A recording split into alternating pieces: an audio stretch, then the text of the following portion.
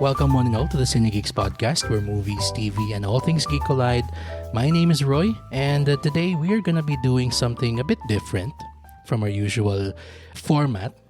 I'm going to be doing a solo flight episode for today because I'm just going to be talking about a topic that's actually very timely, especially today, October 31st, Tuesday. So we are going to be talking about the top 10 horror films that you and your fellow cine geeks can binge today or tonight, Halloween night. So we're going to be going through a spine-tingling journey through what's considered by many as the top 10 horror films of all time. So, from the haunted hallways of the Overlook Hotel in The Shining to the bone-chilling madness unleashed by Freddy Krueger in A Nightmare on Elm Street, these films that we're going to be talking about today will surely send shivers down your spine and leave you cowering in fear. So, without further ado, gather around, dim the lights, and brace yourself for a hair-raising cinematic experience that will make your Halloween night truly unforgettable.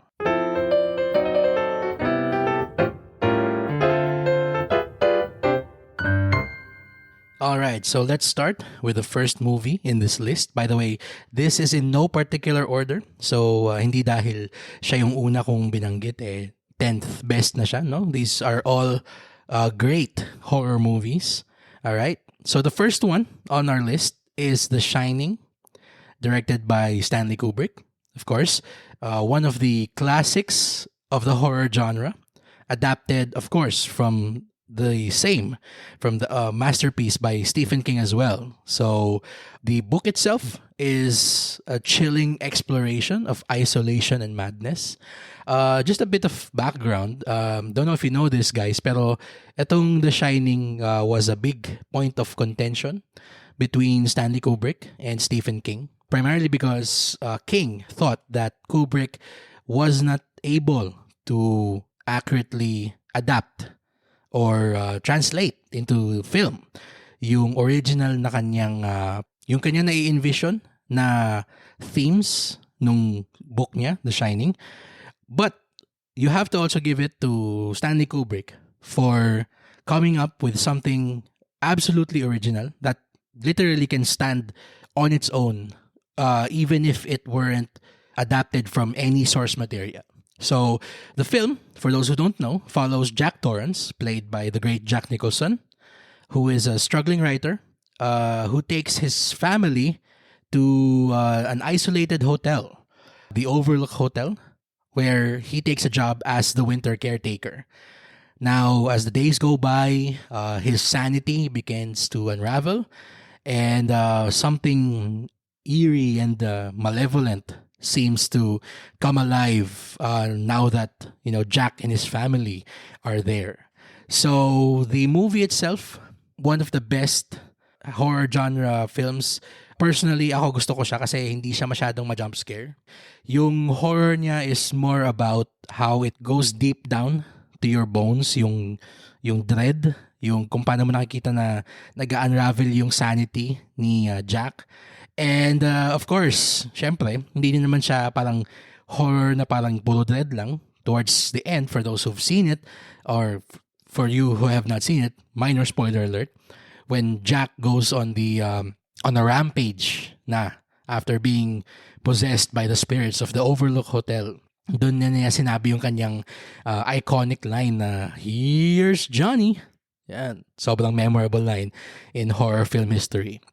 So, The Shining, also, for those conspiracy theory nuts out there, sabi daw nila na ito yung parang admission ni Stanley Kubrick na finake niya yung moon landing because of the many Easter eggs that are in the film itself. So, if you want to go down that rabbit hole about, The Shining daw being the admission of Kubrick into faking the moon landing, there's this excellent documentary called Room 237. I don't know where you can find it right now. I think if it's in iTunes or nasa Google Movies, hopefully you can find it somewhere. But it's a very awesome watch especially for film buffs, cine geeks like us. All right. So the next movie we have on our list is another classic. It's Psycho, directed by Alfred Hitchcock. Now, for those who have, been following film and film history for the longest time, you all know how game-changing this film is. So, hindi lang siya dahil yung horror siya or suspense. Of course, Hitchcock is the master of those genres. Pero siya yung alam kong unang sine na talagang ginawa niyang part nung kanyang marketing campaign. Yung nakalagay sa poster na kapag nalagpasan mo na yung simula ng movie, hindi ka na pwedeng pumasok. Kasi alam ko may poster dun eh. You can Google that and you can see that poster where they say na if you missed your screening time for Psycho, you can't go into it na parang may 15-20 minutes na nakalagpas. Kasi it's possible that you see the game-changing twist, the classic twist of this film. All right. So the film introduces us to Marion Crane, portrayed by Janet Leigh. Also, trivia, Janet Leigh is the mother of another Scream queen, Jamie Lee Curtis. Okay, so being Scream queens runs in their family talaga. Anyway, so Marion Crane is a young woman who embezzles money from her employer and runs away, ends up in the Bates Motel, owned and operated by the mysterious and disturbed Norman Bates. Yeah. So what follows is a suspenseful and psychological unraveling as we discover Norman's dark secrets and the legacy of his domineering mother. Okay, so I'm pretty sure kung you've been watching movies for a long time, you've already been spoiled. You already know what the twist is.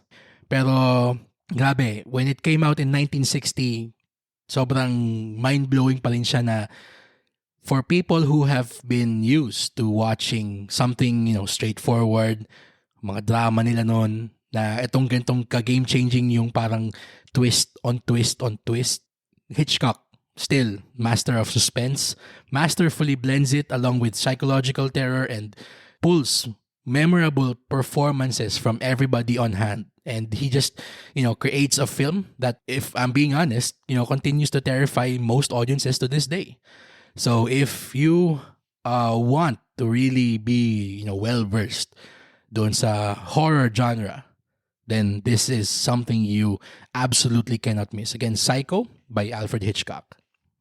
Okay, so the next one, another classic. Sabi sa inyo, classic on classic on classic tong nasa listahan natin ngayon. Of course, The Exorcist by William Friedkin. Directed by William Friedkin.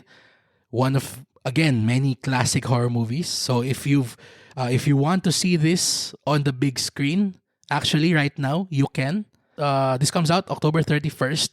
Alam ko since last Wednesday, Ayala Cinemas has been screening the 50th anniversary extended director's cut.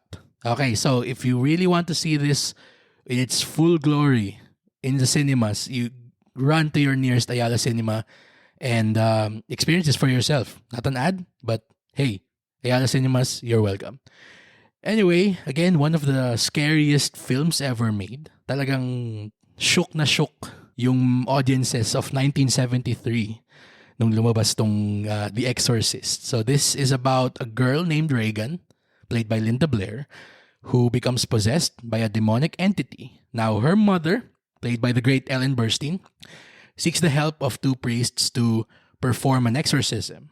Now, the reason why The Exorcist stands out, again, yung sense of dread and yung talagang depravity, yung human, yung horror na that's what really, made audiences flip out to this day. Okay, 50 years later, people who watch this movie are, still parang disturbed or unsettled by how shocking the imageries na ginamit dun sa scene are to portray, the depths of human depravity, as I stated earlier, somewhat realistic portrayal of horror, and yung, of course, hindi naman natin deny that, for most people, their faith is a huge part of, their being, and for them to see something that really challenges yung faith nila, like The Exorcist. It's again one of the not just a terrifying, one of the most terrifying horror films, but it's a deeply disturbing examination of the battle between good and evil. Talagang chef's kiss. Etong susunod natin, okay, after The Exorcist, I'm not really sure if many of you have seen this. Actually, I just actually happened to go over this movie recently. But this is Rosemary's Baby by Roman Polanski. Now, itong Rosemary's Baby, still, if you've been noticing a trend here so far, the best horror films that have ever come out, little to no jump scares. Talaga, sobrang hindi mo kailangang gulpi-digulat dun sa audience mo. Hindi mo kailangang takutin na parang, para lang magulat, parang sabi mong tinatakot mo. 'Di ba? Pwede mong takutin siya by showing how evil can get. Whether that's supernatural or yung humanity. Okay? I mean, you can actually make a case for Oppenheimer and Killers of the Flower Moon as a horror film. I mean, yung Killers of the Flower Moon, William Hale, Robert De Niro's character, is one of the scariest horror film villains of all time, if you want to look at it from that lens. Pero yun nga, just going back to Rosemary's Baby, it's a psychological horror film that slow burn siya, na yung dread niya palalim ng palalim. Kasi yung kwento na ito is about, of course, Rosemary. And she's a young woman who becomes increasingly suspicious of her neighbors and husband as she becomes pregnant. And as her paranoia grows, yung film, it just masterfully blurs the line between reality and yung kanyang paranoia, yung delusion niya. So kahit ikaw andun ka din sa state of mind ni Rosemary na hindi mo na alam kung ano ba, yung pinapanood mo ba, yun ba yung reality ng movie itself? Or is it in her head? Or yung paranoia ba niya, is it manifesting for real? Kaya siya sobrang galing galing nung pagkakagawa. Roman Polanski, one of very controversial figures in film. The reasons why, hopefully we'll talk about in a future episode. Pero just for this, okay, just talking about what he makes here, yung art niya. Okay, he just absolutely masterfully, he conveys the sense of isolation and vulnerability na meron ni Rosemary. Hina-highlight ng film yung kanyang parang pagiging powerless niya in the face of what may or may not be a conspiracy against her. Yan. So, if I'm not mistaken, one of the films na similar dito is yung The Invasion of the Body Snatchers. Okay, of course, yung original in the 1970s with Donald Sutherland. So, yung Invasion of the Body Snatchers, just non-spoilery background, it's about people who are parang increasingly becoming not themselves. And there's this couple who sense na something's wrong, and eventually they find out na, these people that they know are being replaced by aliens. So, yung paranoia doon na parang, wait, is this person that I know still the person I know, or na body snatch na ba siya? And Invasion of the Body Snatchers also has one of the best endings in film history. Not gonna spoil that. It's for you to experience for the first time. Yun. So, para siyang Rosemary's Baby. Same feeling of yung dread and existential horror. Okay, so from existential horror films, okay, medyo pupunta naman tayo sa isang straight up slasher ba.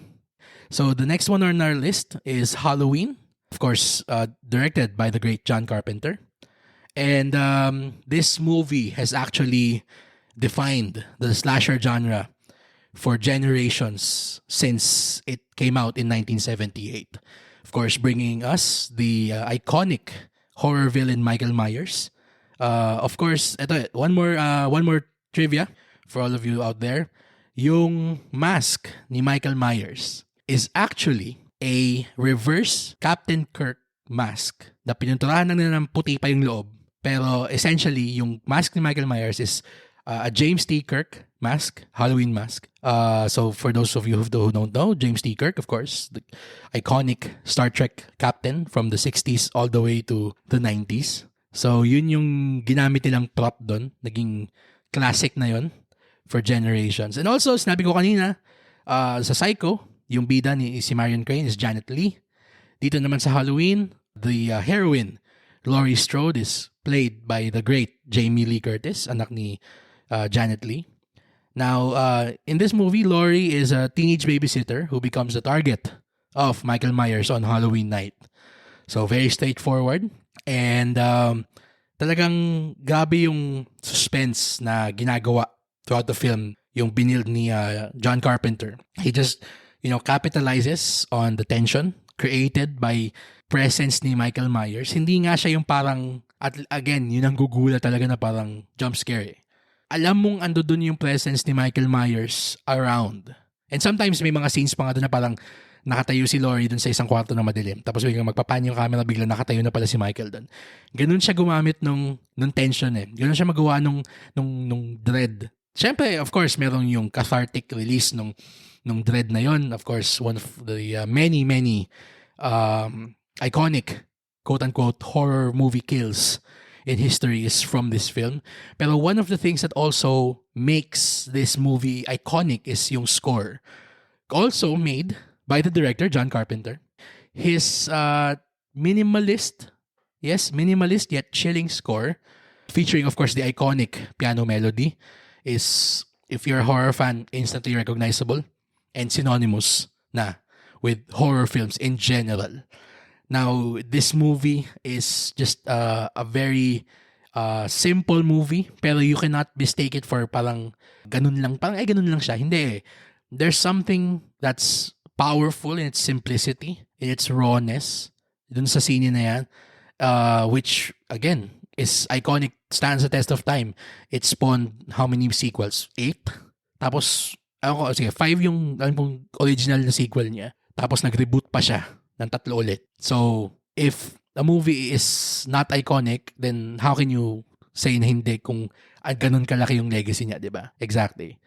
Alright, so the next one, okay, another slasher, top 10 horror films of all time. Most of you know this, the Texas Chainsaw Massacre. Yung original na Texas Chainsaw Massacre from 1974, made by the legendary Tobe Hooper. So, itong Texas Chainsaw Massacre, kung yung sa Halloween niya, yung rawness nung tension, nung horror is because of yung this parang ghostly presence, hinahabol siya. Dito naman, sobrang opposite naman to. Talagang, sige, gore to the max talaga siya. And it, of course, 1974, hindi pa ganun ka refined ba yung taste ng mga tao in terms of horror movies. I mean, they're just a few years removed from the from Rosemary's Baby, mga ganun. Pero this movie came out a year after The Exorcist, so parang medyo nagwa-warm up na sila. Pero of course, nobody prepared them for how brutally visceral this movie was. Now, this film follows a group of friends who fall victim to a family of cannibalistic killers who travel through rural Texas. Now, again, the movie itself, isa sa mga bagay na kaya siya sobrang iconic and yung raw, visceral siya kasi handheld yung camera na ginamit nila. For some of you have seen it pero haven't realized this. Handheld nature nung camera, para kang nanonood ng yung tatawag ng mga snuff film. Yung ganun, yung may feeling ka na parang, wait, I'm not supposed to be watching this. Am I supposed to be watching this? Parang may ganun kang feeling na nakukuha habang pinapunod mo siya eh. And of course, who can forget Leatherface? Alongside, the pantheon of horror villains like Michael Myers and Jack Torrance. So Leatherface, the chainsaw-wielding antagonist with a human skin mask, to the point of parody na siya, na naging part of pop culture. Pero nung lumabas to in 1974, sobrang talagang maraming malamang dito hindi nakatulog after nilang manood. Another must-watch for genre fans. Next one is another slasher classic, A Nightmare on Elm Street by Wes Craven. Add another one to the list of iconic horror villains. So we already have Jack Torrance, we have Norman Bates, we have Michael Myers, we have Leatherface, and then let's welcome, of course, Freddy Krueger. with the blades for his fingers, yung gloves niya. Alright, so the film follows a group of teenagers who are terrorized in their dreams, of course, by the infamous Freddy Krueger, a disfigured killer with a glove made of razor-sharp blades. So, the reason why, for those of you who don't know this, actually franchise siya of iconic films, is why it stands out is because of yung kanyang way of blending, again, what's real and what's not. So para siyang yung Rosemary's Baby, pero ginawa mong slasher, tapos times 1,000 mo siya, yung horror niya.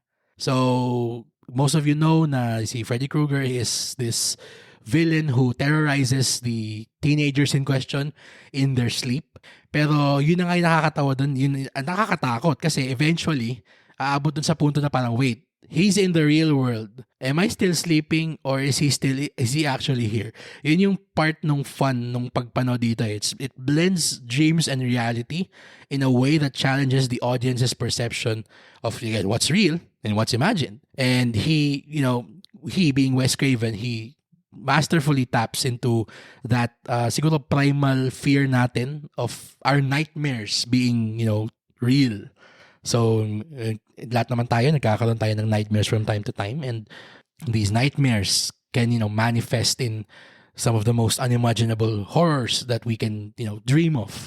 So, ikaw ba kung yung alam mo yung pinaka nakakatakot para sa'yo, gusto mo bang maging totoo yun? So, parang ganun yung ganun yung kanyang pinaglalaroan ni Wes Craven dito, yung kanyang canvas. Pero, hindi na naman siya all scary. Part of what makes Nightmare on Elm Street, the film and the franchise itself, why it's iconic, is because of the dark humor then that's in play. Ang daming mga kills dito na sobrang imaginable. Parang mapapatawa ka na lang dahil sa sobrang weirdly imaginative nung kills na lumalabas on screen. And iba din yung yung charisma din ni Freddy Krueger. You can chalk that up to the fantastic portrayal of Freddy by Robert Englund. And yun na nga, if it's not a classic film, it's not gonna spawn so many sequels.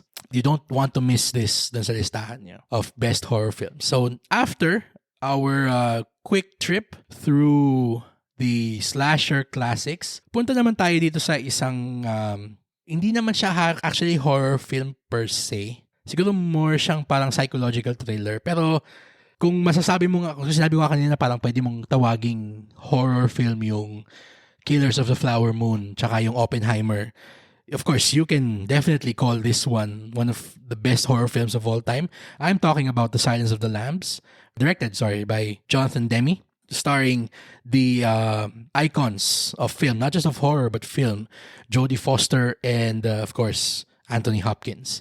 And this film follows, of course, Clarice Starling, played by Foster, an FBI trainee who seeks the assistance of the incarcerated cannibal Dr. Hannibal Lecter, portrayed by Anthony Hopkins, to catch a killer known as Buffalo Bill. So, the reason why this is, elevated into the pantheon of great horror films is not necessarily because of yung kanyang subject matter. Kasi marami ng ganyang mga scene na lumabas And if I'm being honest with you, actually, mas maganda pa yung pagkakagawa ni Michael Mann, yung Manhunter, kwento ni Hannibal Lecter doon. Mas mas nakaka-tense yun, mas nakakatakot. Ito mas more, again, slow burn to Pero what elevates this movie is, of course, the portrayal of Anthony Hopkins. Who can forget the Chianti speech? Yung ganun, di ba? Yun, sobrang, if you watch the Oscars, it's repeated ad nauseum na. Alam nyo na, kahit hindi ka nanonood ng horror, alam mo na yung si Anthony Hopkins is isa sa mga best villains or portrays one of the best villains of all time. And it's not just because of yung scary siya, pero kasi sobrang niyang smart. And yung kanyang intelligence and yung kanyang pagiging manipulative, hindi siya yung sobrang obvious na parang, kalaban yan. Actually nga, while you're watching it mapapaisip ka parang, okay, parang hindi naman, this Lecter guy is not so bad. And then, of course, we eventually see, yes, he is bad. Pero not after, making you flip-flop between calling him a friend or a foe. Now, Of course, hindi ko naman din ipuput down yung sine na parang, ganun lang siya. Hindi. Of course, this film is, one of the best in diving into the darkest, deepest corners of, the human psyche, yung fine line between sanity and madness, and yung, again, the lengths that human depravity can reach. Silence of the Lambs, one of the best. Okay, so our ninth film on this list. Okay, this just came out a few years ago. Pero what a film this was. If I'm being honest, this is one of my personal favorite movies of all time. Hindi lang horror movies, personal favorite movies. Of course, I'm talking about Get Out, written and directed by Jordan Peele. Okay, he won an Oscar for Best Original Screenplay for this film. And ibang klase yung pagkaka-blend niya ng psychological horror. Hindi yung straight out and out horror, pero yung, of course, yung dread horror, existential horror, yun. Along with social commentary and satire. I mean, if you've seen his fantastic comedy series, Key and Peele, with Keegan-Michael Key, you will know na doon pa lang, nakikita nyo na yung hints of what he can do if he's given a bigger canvas and the restraints ba are removed from him, na kaya niya mag-play in a very varied set of tones or genres. And gabi, parang hindi mo may imagine na yung unang-unang magiging directorial and screenwriting effort niya is a horror film or a psychological horror film. But grabe yung, as in talagang grabe talaga yung impact na nagkaroon netong scene na to when it came out in 2017. Now, for those of you who don't know, this film is about Chris, an African-American man who visits the family of his white girlfriend, Rose. So, Chris is portrayed by the fantastic Daniel Kaluuya, and Rose portrayed by Alison Williams. Now, initially, yung pagpunta nila dun sa family ni Rose is supposed to be like an innocent getaway lang. Parang weekend lang. Parang yung kung ano yung magiging long weekend natin. Ganun ba? Kaso, merong unti-unting nalalaman si Chris na something's wrong with these people. And if you've seen this movie, you know what I'm talking about. Now, for those of you who haven't, okay, I'm not going to say anything much plot-wise na, because I want you to experience this for the first time if you haven't seen it. But what I can say is that Jordan Peele, he expertly just blends yung kanyang themes of racial tension and societal injustice, and he still parang manages to put those elements into a fantastically suspenseful and thrilling movie. So, alam niya kung paano gumawa ng sine na exciting, na maganda panoorin, pero hindi ham-fisted ba? Hindi masyadong preachy yung kanyang mga commentary about race and yung injustice in society. If anything pa nga, after you watch it, it's parang ikaw na yung makapapa-question na, okay, what is my role in perpetuating these injustices, yung mga ganun ba? And that's a testament to the power of that film, and how he being Peele, combines the humor, the meticulous storytelling, and of course the brilliant performances. Ako, personal favorite ko dito is si Bradley Whitford, yung father ni Rose. Gusto ko talaga yung iconic na line niya doon, yung I would have voted for Obama a third time if I could. Tapos si Chris naman parang fantastic film. Fantastic. Okay, so we have reached the end of our top 10 fantastic horror films to watch for Halloween.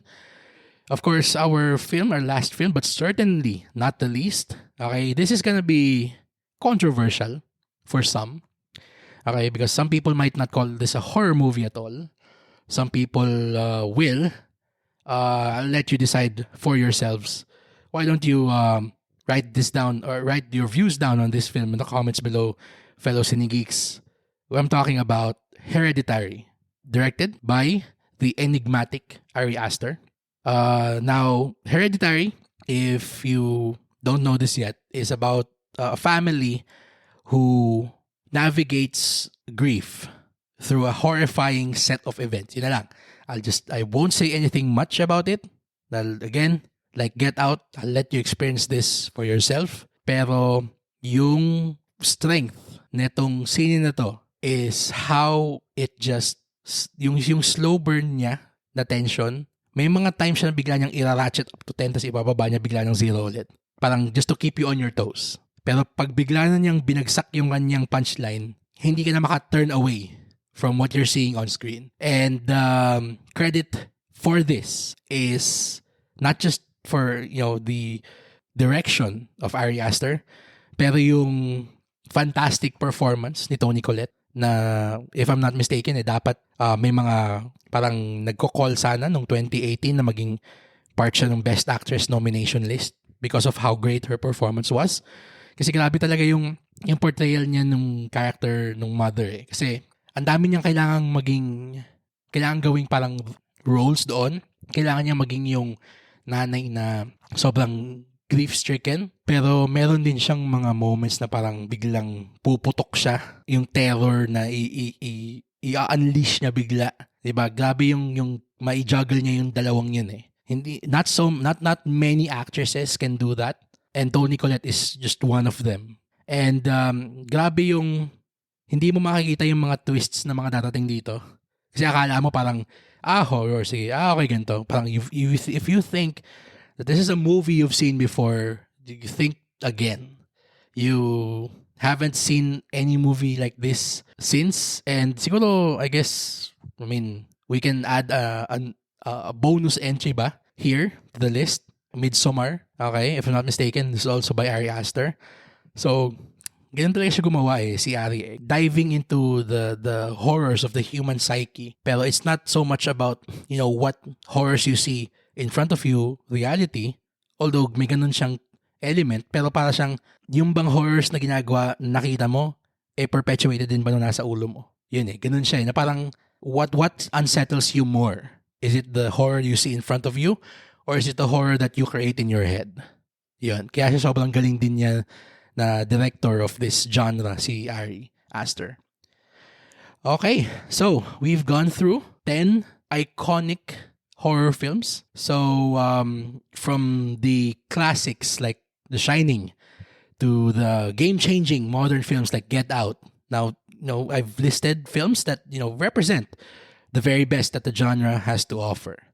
Now, these movies, of course, they continue to terrify audiences around the world because of, their storytelling, their atmospheric storytelling, standout performances, and of course, their timeless impact. So whether you are a diehard horror fan or someone, looking to dip their toes into the genre, the 10 movies I listed are absolutely must-see masterpieces that will leave you exhilarated, terrified, and hungry for more. So, guys, if you absolutely enjoyed this episode, why don't you leave a comment down on our Spotify page? Also, please leave us a 5-star rating on Spotify and Apple Podcast.